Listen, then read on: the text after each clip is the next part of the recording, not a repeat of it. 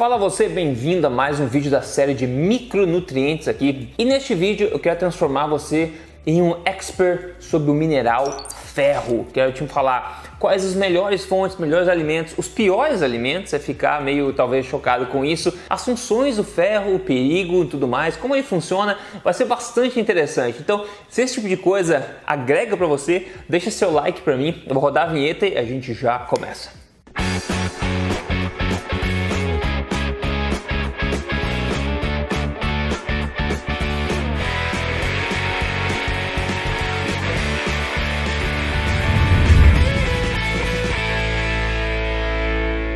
Tudo bem contigo? Meu nome é Rodrigo Polê, especialista em ciência nutricional e também autor do livro best-seller Este Não É Mais Um Livro de Dieta, que você encontra nas principais livrarias do Brasil. Mas mais importante que isso, eu estou aqui semanalmente, você já sabe, te contando, baseado em evidência, as verdades sobre estilo de vida saudável, saúde, emagrecimento, tudo na lata, sem papas na língua, doa quem doer. E hoje eu quero falar para você do elemento ferro, que é tão importante para a gente. Ferro, como você deve saber, é um mineral, é um elemento químico, não é verdade? Na verdade, em termos de massa, ele é o elemento mais comum do planeta Terra. E em termos biológicos, ele é absolutamente essencial para a vida. No corpo humano, o ferro tem um papel crucial aí no transporte de oxigênio pelo corpo também, e também, por isso, no metabolismo de energia. É crucial para a vida. O maior estoque de ferro no corpo fica no nosso fígado, mas a maior parte do ferro em si fica rodando pelo corpo dentro das hemoglobinas, na verdade, das hemoglobinas que carregam esse oxigênio. E é bastante interessante porque no sangue a gente tem os glóbulos vermelhos, que nós já conhecemos, né, que andam para cá e para lá. Aí o que acontece? Esse ferro, ele serve basicamente, para a hemoglobina carregar o oxigênio que sai dos pulmões e vai para todos os tecidos e órgãos. E essa mesma hemoglobina que tem o ferro, ela também carrega o gás carbônico de volta para o pulmão para ser excretado. Claro, quando esse oxigênio da hemoglobina chega nos tecidos, nas células, ele é metabolizado aí, utilizado para formar ATP, que é a energia. Então o ferro é crucial no transporte de oxigênio e também no metabolismo de energia. O corpo também tem uma capacidade de reciclar o ferro dessas hemoglobinas também que estão no sangue, então bacana, então ele consegue reutilizar o ferro também. Mas isso não significa que você não precise consumir, a gente vai ver mais sobre isso também. Outra coisa bacana é que várias proteínas, não só a hemoglobina, mas outras enzimas e proteínas cruciais para o funcionamento do corpo também precisam do ferro. Um exemplo interessante é a mioglobina. A mioglobina é basicamente um parente distante da hemoglobina, mas essa fica dentro dos tecidos musculares do corpo e ela estoca oxigênio temporariamente ali dentro antes de ser metabolizado pela célula para transformar em energia. E uma curiosidade bacana, esse vídeo vai ter várias curiosidades, uma delas é que a cor vermelha da carne, você olha um bife, aquele vermelho não é sangue, digamos assim, essa mioglobina, e o ferro, como a gente sabe, dá essa cor vermelha. Curiosidade número 2, o monóxido de carbono, aquele que sai do carro. Ele é tão perigoso para nós, seres humanos, ele é letal, na verdade, para seres que respiram como nós, animais, mamíferos, Porque esse monóxido de carbono, ele se liga muito fortemente à hemoglobina. O que acontece? Então, ele evita com que o oxigênio entre na hemoglobina, porque o monóxido de carbono está grudado lá. O que acontece? O teu corpo não consegue carregar o oxigênio, fazer esse transporte de oxigênio, e você meio que morre asfixiado, digamos assim, pela falta de transporte de oxigênio. Curiosidade número 3 aqui, muitas infecções bacterianas, na verdade, elas demandam mais ferro, porque vários tipos de bactérias, elas precisam de ferro para se multiplicar e para sobreviver. Quando o corpo percebe uma ameaça de infecção bacteriana, o que ele faz? Ele tenta diminuir, dificultar o acesso dessas bactérias a este ferro. Então veja só, o corpo humano realmente é sensacional, A deficiência em ferro, você já deve conhecer, acaba gerando aí anemia, na verdade, que você acaba tendo uma quantidade insuficiente de glóbulos vermelhos ou também de hemoglobina, ou a sua respiração celular, digamos, o seu metabolismo de energia no corpo fica comprometido. Em termos de excesso de ferro, o corpo possui um sistema muito bom de controle de absorção de ferro, porque o corpo humano e de muitos animais, ele não tem nenhum mecanismo de excreção de excesso de ferro, uma vez que ele está dentro do corpo, ele não consegue eliminar o excesso naturalmente, ou seja, o controle da quantidade de ferro que fica no corpo basicamente é controlado a nível de absorção no intestino. Então, se o corpo precisa um pouco de ferro, ele vai absorver, ele tende a não absorver demais porque ele tem dificuldade para excretar isso aqui. E existem alguns desvios genéticos de algumas pessoas que possam ter condições diferentes, nutrientes que acabam atrapalhando esse controle do corpo e o corpo acaba absorvendo mais ferro do que ele deveria pelo intestino e pode levar a condições como a hemocromatose, por exemplo, como eu falei, é uma coisa genética e acaba resultando em grandes níveis de ferro sendo estocados no corpo e isso acaba sendo um grande problema, acaba causando danos a órgãos e outros problemas também, mas é uma coisa mais rara. É muito difícil que você consiga consumir, digamos, absorver ferro em excesso na sua dieta, a menos que você consuma em excesso também suplementos de ferro, por exemplo, e o teu estilo de vida não seja propício. Por que é difícil com uma dieta natural você ter um excesso de ferro? Porque, como eu falei, o corpo tem um controle extremamente bom a nível de absorção no intestino. Então, se tem ferro demais entrando na comida, ele não precisa absorver tudo isso, ele absorve somente a quantidade de ferro que ele precisa. Uma curiosidade também é que a vitamina C, ela aumenta a absorção de ferro não M no intestino, que é o ferro que vem das plantas. A gente vai ver um pouco mais sobre isso, para você saber que alguns nutrientes impactam na absorção de outros. Você já sabe disso, você me acompanha. E a vitamina C, ela aumenta a absorção de ferro no intestino. Isso pode ser bom ou pode ser ruim, dependendo do caso. Agora, em termos de biodisponibilidade, ou seja, em quão absorvível é o ferro no corpo, você precisa entender duas coisas, tá? Tem dois tipos de ferro, basicamente, em termos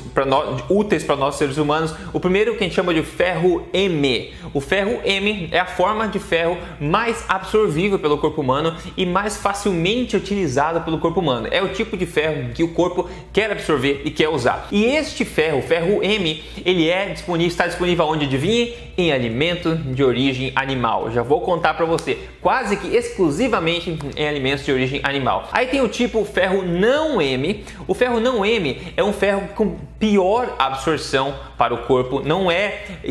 O corpo não consegue absorvê-lo tão facilmente como o ferro M e também não utiliza ele rapidamente de uma vez como ele utiliza o ferro M. E o ferro não M está disponível quase que exclusivamente aí nas plantas. Então, quando as pessoas falam do ferro, você vai entender mais sobre isso.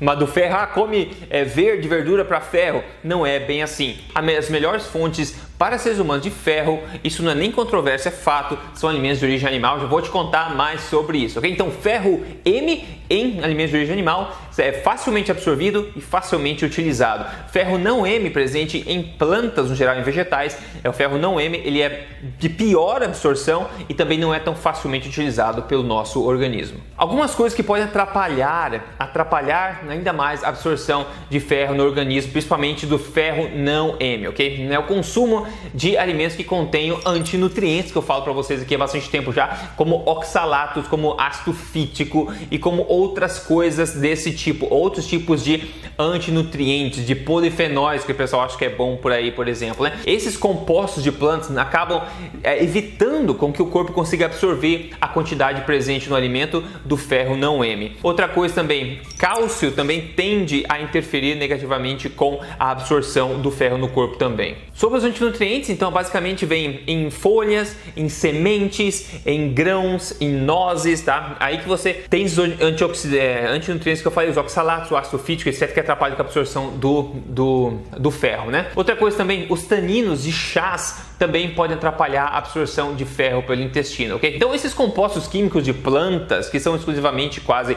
presentes em plantas, eles já atrapalham a absorção ainda mais do ferro não M, que já é de difícil absorção pelo corpo. Agora, interessante, eu olhei alguns estudos que investigaram isso e eles dizem claramente lá que essa intervenção, né, esse atrapalhamento, digamos assim, desses antinutrientes de plantas, etc., eles não são tão significativos assim se a base da tua alimentação vem de alimentos de origem animal. Eles acabam sendo um problema somente se você consome esses alimentos que têm esses antinutrientes e ainda você baseia a sua alimentação em alimentos de origem vegetal. Aí pode ser um problema sim. Então, só nisso a gente vê, né, pessoal, uma pista muito grande da natureza a respeito do que a gente deve comer, qual deve ser a dieta humana, né? O ferro, uma das coisas mais importantes para o funcionamento do corpo humano, está presente na forma mais biodisponível em alimentos de origem animal, e se você consome só alimentos de origem vegetal, você tem aí os antinutrientes, apesar de ter uma uma modalidade de ferro de baixa absorção também, que acaba sendo um problema. Então acaba apontando uma pista muito grande aí que a base da alimentação humana jamais deveria ser somente de plantas, e essa é somente uma das pistas que a gente tem aí sobre isso. Inclusive, essa deficiência de ferro em pessoas que se abstêm do consumo de alimentos de origem animal é bem documentada. Veja comigo esse estudo, por exemplo, aqui. Isso aqui é uma revisão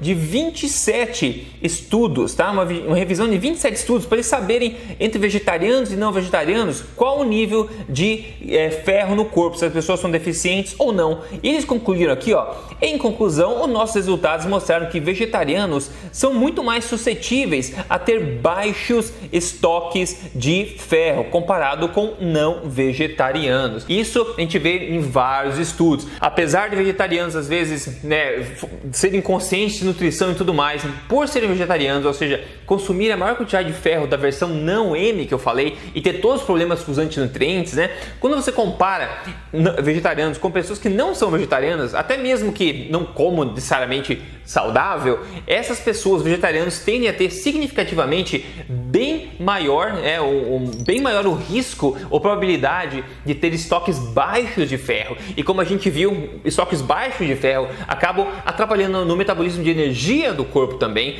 e também todo esse transporte de oxigênio que impacta realmente todos os aspectos da nossa vida. Agora veja aqui direto do Instituto Nacional de Saúde dos Estados Unidos, que ele recomenda, que é com as diretrizes em quantos de cada micronutriente você consumir, né?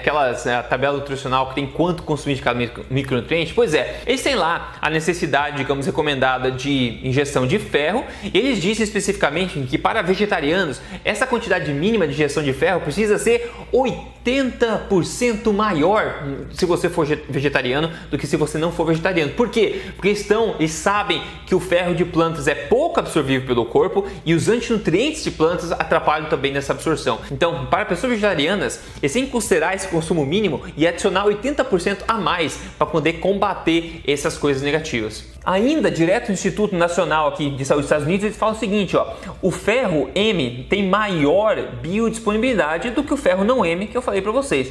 Eles falaram, a biodisponibilidade do ferro é aproximadamente 14% a 18% de dietas mistas, que inclui uma quantidade razoável de carne e frutos do mar, etc. Aí eles falam que essa quantidade, essa biodisponibilidade cai para 5% a 12% somente em dietas vegetarianas. E nós não estamos falando aqui em dieta vegana, que de longe é o pior ataque ao corpo humano que pode existir. Mas para você entender o que eles falaram aqui no Instituto Nacional de Saúde dos Estados Unidos, a absorção, né, a biodisponibilidade de ferro em pessoas, né, que são não vegetarianas, vai, como eles falaram, de 14% a 15%. E em vegetarianos cai para 5% a 12% no máximo. Ou seja, o máximo de absorção de uma dieta vegetariana não chega nem ao mínimo da absorção de uma dieta que não é vegetariana. Então não tem muita dúvida nesse aspecto aqui. Agora eu vou te falar quais as principais fontes, as melhores fontes, as piores fontes de ferro para você não correr risco de ficar anêmico ou ter problema com o metabolismo de energia. Maravilha? Antes disso, só lembrar, se você não segue este canal, segue o canal aqui, liga a notificação. Esse tipo de informação você não encontra em outro lugar. E você pode me seguir nas redes sociais, é só entrar aí, Rodrigo Polesso, eu estou no Instagram, estou em todo lugar. Então as melhores fontes, como eu já falei, não é novidade, são alimentos de origem animal, com destaques aqui então para carnes de todos os tipos, carne vermelha, carne de caça, carne de porco, carne de todos os tipos, fígado, tá? Órgãos são excelentes fontes de ferro, o fígado em particular, peixes de todos os tipos, tá? Frutos do mar de todos os tipos, ostra, tudo que é tipo de frutos do mar também, carnes de aves também, frango, etc, porco, enfim, todos os alimentos de origem animal são ótimas opções do ferro M, altamente biodisponível para o corpo humano e na ausência de qualquer antinutriente que acaba atrapalhando a sua absorção. Agora, tem as piores, digamos assim, fontes de ferro que você consegue absorver um pouco, mas são de longe as piores, né? Que são, como você pode imaginar, fontes de origem vegetal. Por quê? Porque a forma do ferro é o ferro não M e porque tem esses antinutrientes todos. Então o espinafre, por exemplo, que todo mundo lembra do Popeye lá, né? Como espinafre, um monte de ferro. Pois é, o que eles não te contam é o seguinte, as pessoas veem as coisas de uma forma muito simplista. Elas olham lá, espinafre, 100 gramas, quanto de ferro? Nossa, tem tudo isso. E as pessoas esquecem que aquele ferro é não M e esquecem que grande parte daquele ferro não vai ser absorvido por causa dos antinutrientes. Então o que está no papel não é necessariamente que vai ser absorvido. No caso do espinafre em particular, Veja esse trecho direto da mesma página do Instituto Nacional de Saúde dos Estados Unidos. Eles falam o seguinte, ó, alguns alimentos vegetais, né, que são boas fontes de ferro, como o espinafre, tem pouca, baixa disponibilidade, porque eles contêm esses inibidores de absorção do ferro, como os polifenóis. Então não adianta você consumir o teu espinafre como você acha, que você vai absorver muito pouco daquele ferro lá. Isso não é segredo, isso é fato documentado. Então algumas opções aqui vegetais que incluem ferro, tá? A primeira delas, inacreditavelmente, são cereais e farinhas, né, farináceos fortificados com ferro. Pois é, alimentos de origem vegetal são tão fracos em ferro que o pessoal tem que fortificar os cereais, adicionando lá sais de ferro dentro desses alimentos para as pessoas poderem ter uma quantidade suficiente e não ficarem anêmicas, tá? Então, nos Estados Unidos, a maior fonte de ferro, né, vegetal vem de cereais e farinhas. É um absurdo isso, né? Aí, além disso, né, a gente tem o feijões, por exemplo, a gente tem lentilhas também como fonte vegetal, a gente tem grão de bico, cacau em pó, né, ou um chocolate 90-95%, é uma boa fonte também de ferro não M, e também nozes e sementes e folhas variadas, tá? São opções aí vegetais. Mas lembrando, todas elas são ferro não M e todas elas têm algum tipo de antinutriente que previne a absorção também. Agora uma pitada rápida aqui sobre ferritina. Ferritina é uma forma do corpo de estocar ferro também. Em pessoas saudáveis, se você fazer um teste de exame de sangue, o nível de ferritina no sangue, ele pode estar bastante associado à quantidade de ferro que está estocada no corpo. Então, tem bastante ferritina no sangue, ele aponta basicamente que tem bastante ferro estocado, e o oposto também pode ser verdadeiro. No entanto, a ferritina pode estar muito mais alta que o normal no caso de você estar tendo alguma infecção de algum tipo, ou um câncer ou uma doença crônica como hepatite, por exemplo, tá? Quando isso acontece, o corpo é um mecanismo de defesa do corpo, na verdade, que ele acaba segurando os estoques de ferro um pouquinho e acaba umas endotoxinas dessas infecções acabam atrapalhando um pouco as coisas. E o que acontece? Sinaliza para o corpo ter uma ameaça, o corpo segura, né, esse ferro nos estoques, só que ele libera ferritina também no sangue mais. Quando esse ferro está na ferritina no sangue, o que acontece? As bactérias têm mais dificuldade de roubar esse ferro que elas precisam para se multiplicar. Então ter alta ferritina no sangue temporariamente ou esporadicamente pode ser realmente um sinal de alguma infecção crônica ou aguda que está acontecendo no seu corpo agora. Então sempre que tem que analisar esse exame de sangue em contexto, né? Você analisa outros marcadores inflamatórios também. Se a ferritina estiver alta, os marcadores inflamatórios, os leucócitos, etc., também estiverem altos, pode apontar uma infecção no caso. E se a ferritina estiver muito alta também, cronicamente pode ser hemocromatose, que eu falei que é uma coisa hereditária, que o corpo absorve mais ferro que ele precisa também. Então é muita coisa aqui sobre ferro, né, pessoal? Se você está até agora aqui comigo, parabéns para você. Você é uma pessoa que está realmente importada em melhorar seu conhecimento, que pode ajudar você em todos os aspectos da vida, né? Quando você conhece esse tipo de coisa, faz uma alimentação que é baseada em evidência, em ciência, como eu estou falando, faz a coisa certa, você vê resultados incríveis acontecendo, e todo vídeo eu te conto um deles aqui, pessoas reais, resultados reais. Hoje quem mandou para mim aqui foi a Sandra Brito. Ela falou: Rodrigo, eu perdi 10,5 quilos e perdi medidas. Eu nunca pensei em ficar tão feliz em 2 meses e meio, somente 10,5 quilos. Olha a foto do antes e o depois dela. Parabéns pra Sandra, muito legal. Obrigado por ter enviado a sua foto antes e depois também, que isso motiva muita gente, né? Se você quer seguir com a minha ajuda um programa de emagrecimento de 3 fases, baseado em hábitos corretos, baseado em evidência, sem sofrimento, sem controlar calorias, entra em código emagrecerdevez.com.br. Você vai ver o vídeo de apresentação e você pode entrar lá dentro se o seu objetivo é emagrecimento de forma correta de fato. No mais, me ajude a passar para frente esse tipo de vídeo. Dá bastante trabalho de fazer, mas eu acho que é muito importante que as pessoas tenham conhecimento de fato sobre os micronutrientes do corpo e como é que o corpo funciona de fato, né? Então bacana, se você quer me ajuda de novo para emagrecer, código emagrecerdevez.com.br. No mais, eu fico por aqui, a gente se fala no próximo vídeo. Até mais!